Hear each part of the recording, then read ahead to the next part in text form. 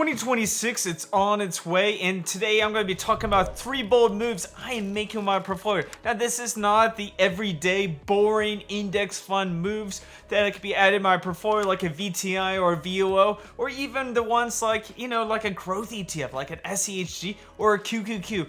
These are some bold moves, and after looking and researching ETFs every day and all the time, I've come up with 3 great ETFs that I am loading up in 2026. And stick to the end because I am selling one of my ETFs and you may want to stick around to see why I'm selling it. Alright, let's get to the video. Hey guys, my name is Steve and I run the Frugal Expat website where we try to help people to save more and invest better. And today I am talking about 3 ETFs that I am loading up in for 2026 and one that I'll be selling.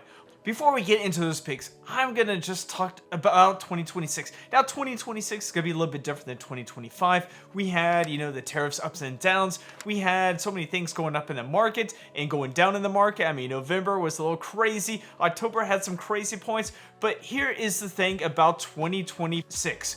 2026 is bound to be possibly a good year, or it could be a down year. I mean, who knows? But one thing I am looking at is the AI boom.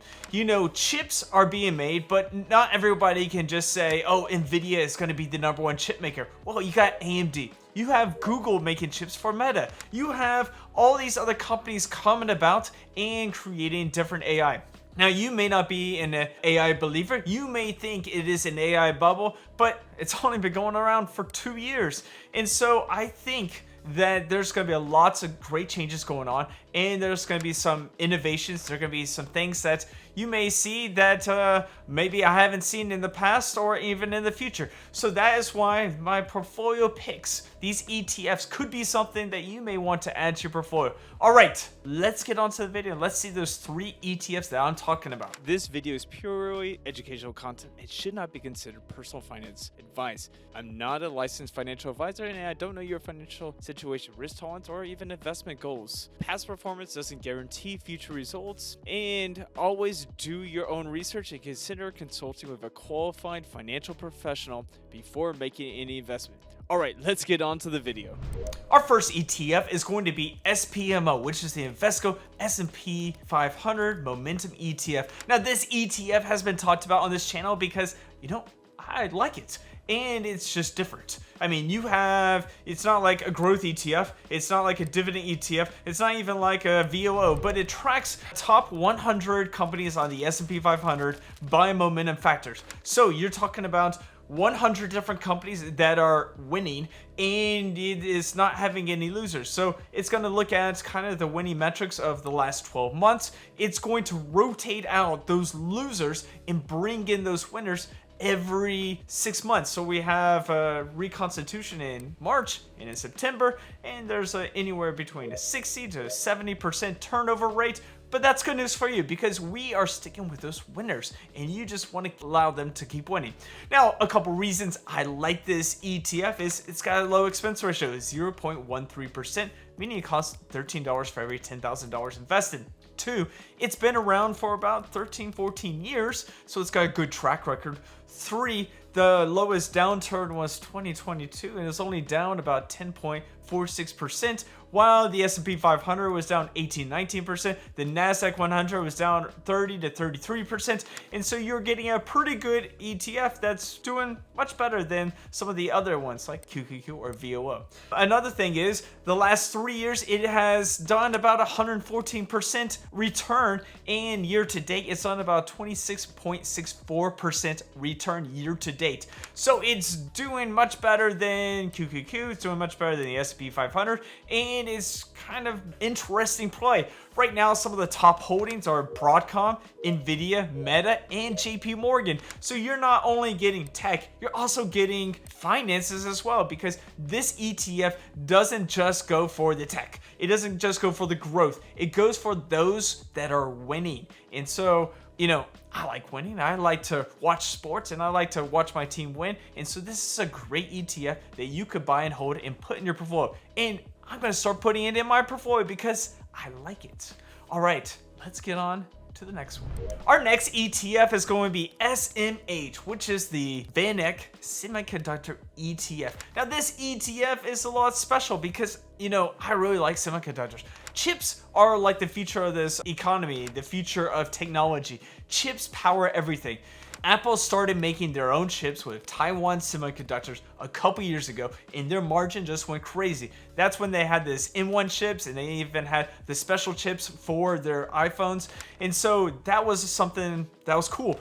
Nvidia makes their chips with Taiwan Semiconductors. AMD makes their chips. And these other companies like AMD, Broadcom, ASML, all these chip companies together create a dynamic ETF as an SMH. Now SMH is a great one and I really enjoyed it. It's been around since about 2000, so it's got a pretty good track record. The expense ratio is 0.35%, so it only costs about $35 for every $10,000 invested.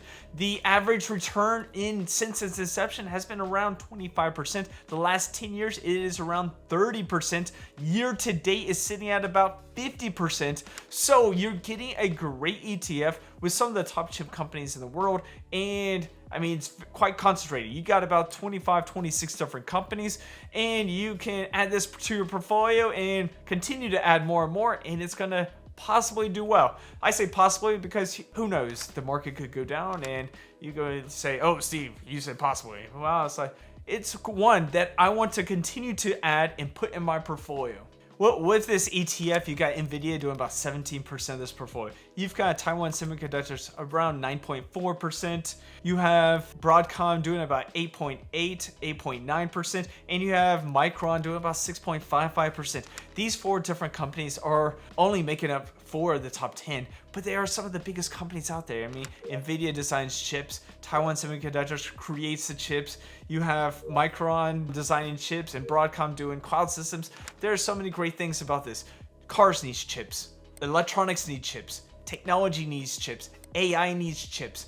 This is a great one for 2026. I think it's going to continue to do well as people are going from creating more AI and companies needing more AI space. Meta is reaching out to Google to make CPUs and GPUs and more chips because they can't get enough chips from Nvidia. There's just not enough companies out there creating this, and so this could be an ETF for the future. Now, am I saying that it's one of the best ones out there? No, this is just one I'm going to add to my portfolio. So if you want to add it, you can too. Make sure to always do your own research. Hey guys, if you found this video great with some great content, make sure to hit that like button, subscribe, and one thing I like to do is I like to use Snowball Analytics to track my dividends, to track my portfolio, and to continue to see how I'm doing throughout the year. This is a great place that I've been using since February, and I continue to use. There's a free version, there's a paid version. You can go to the most expensive, but you know, for me, I'm always a little bit frugal. So either I took the free version, but right now I pay for the paid version because I like to track and I like it to sync. So if you want to check this out, there's going to be a link in the description, link in the pinned comments. And if you click it and use it, I will get a slight small commission, but at no cost to you. And the cool thing is you also get a discount if you use my link. All right, let's get back to the video. ETF number 3 is going to be QQQI, which is a NEO's cover call ETF. Now, QQQI is a great ETF if you're looking for income. And so I have my growth, I have my market ETF right there, and this is kind of like an income part of this ETFs that I'm adding to my portfolio. Now, the reason I like QQQI is because, first of all, it's got a great yield of about 13.55%. Now the yield does range anywhere between 13 to 14, maybe a little bit over 14%, but it's got a pretty good yield. So if I were to invest $100,000 into QQQI, I could be getting anywhere between $1,200, $1,300, even $1,400 a month. And as I grow that, I could kind of replace any income that I'm getting from a job. So that's good news about that. Secondly is it was rated the #1 actively managed ETF for 2025. And you can see that with how it's been growing. You know, it's only been around since 2023. And so it's grown to about $6.6 billion. And it continues to add more and more assets under management. Third reason is it has a pretty good tax efficiency with it.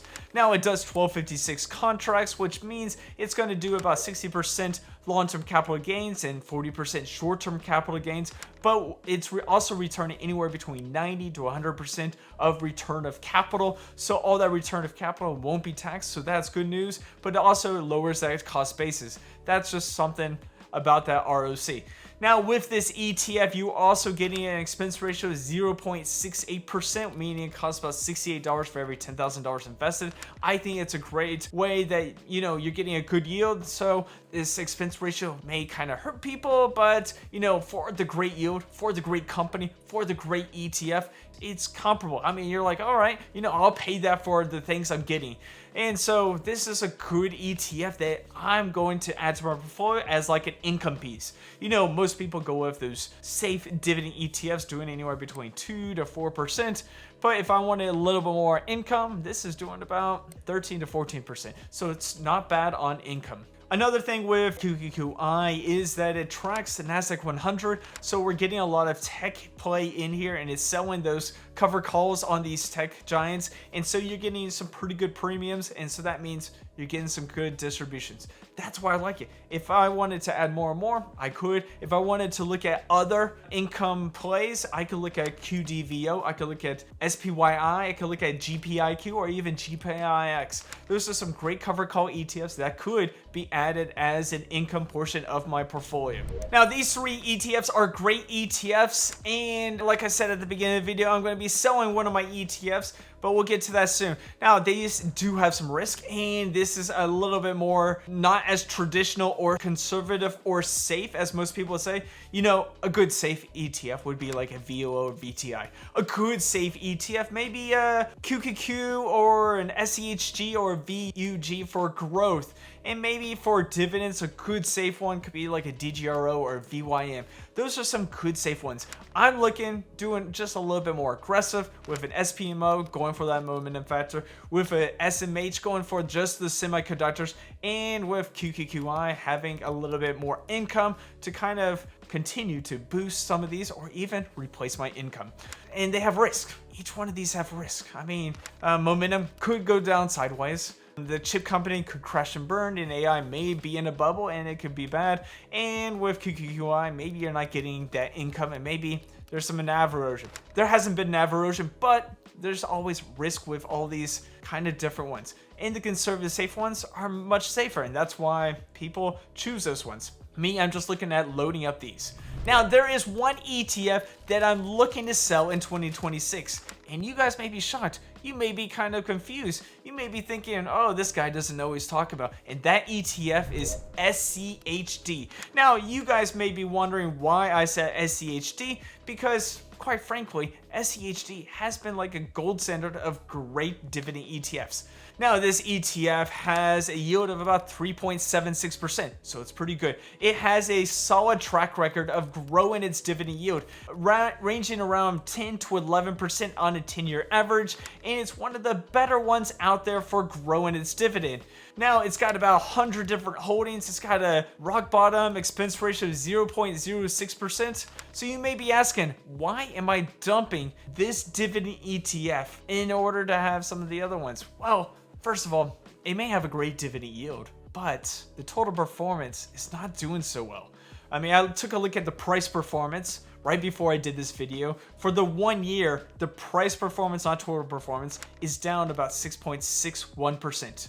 It's up 1.76% year to date, but I mean, we're talking about a gold standard ETF. I could make more of that in just a couple months with like an SMH, or SPMO is up 26%.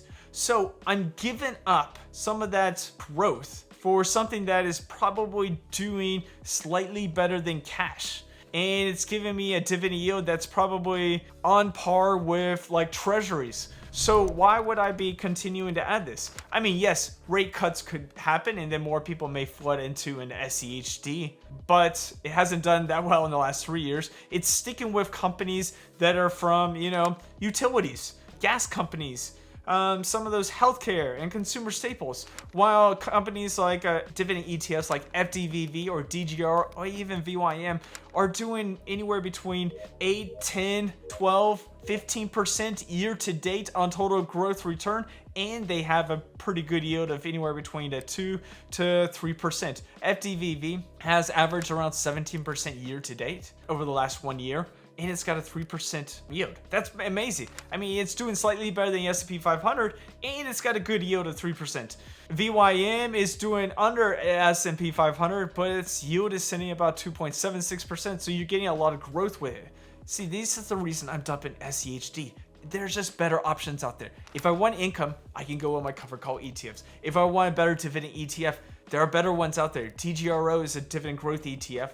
It's got a better total return, not the best yield. But if I wanted more yield, I could just sit it onto some bonds or some treasuries. So that's the reason I end up in SCHD. You may disagree with me, and that's great. If you disagree with me, leave it in the comments. Let's have a conversation. Let's talk. Let's be peaceful about it.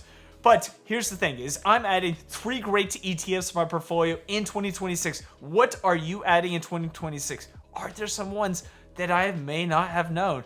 You know, I have some great commenters like Gary who continues to talk about some great ETFs, and I researched and I'm like, dang, this guy knows what he's talking about. He has some great information. Let me know in the comments, what are some of your favorite ETFs for 2026? And make sure to check out this video up here, because it's a great one about some international ETFs.